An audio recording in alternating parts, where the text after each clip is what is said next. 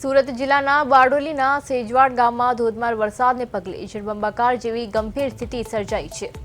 ભારે વરસાદને કારણે ગામના પીપર ફળિયા, નિશાળ ફળિયા અને રબારી વાસમાં વરસાદી પાણી ઘૂસી જતા આશરે 15 થી 20 ઘરોનો અન્ય વિસ્તારો સાથેનો સંપર્ક તૂટી ગયો છે।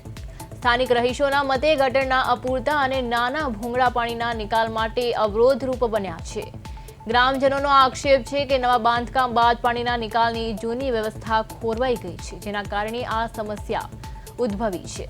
પરિસ્થિતિની ગંભીરતાને ધ્યાને લઈ બારડોલીના મામલતદાર કલ્પના પટેલે તાત્કાલિક સ્થળ મુલાકાત લીધી હતી અને પરિસ્થિતિની સમીક્ષા કરી હતી।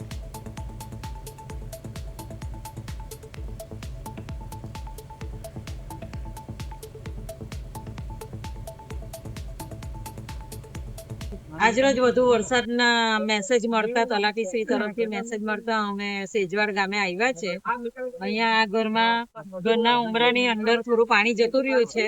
એ લોકોને સમજાવ્યા કે અત્યારે વરસાદ પણ ઓછો છે અને તમે ઘરની બહાર નીકળી જાઓ।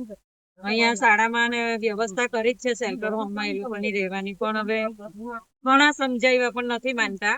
એ જોઈએ અમે વધારે વરસાદ હશે તો બહાર નીકળી જશું, બાકી અમે અમારી રીતે તો એમને સમજ આપી દીધી છતાં નથી નીકળતા। પીપર ફળ્યું અમારે ત્યાં 3-4 વર્ષથી આ પાણીની સમસ્યા છે।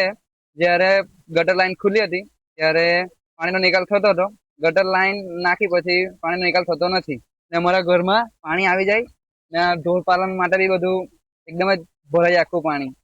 એટલે મારે એટલું જ કહેવું છે કે આ સમસ્યાનો કોઈ નિકાલ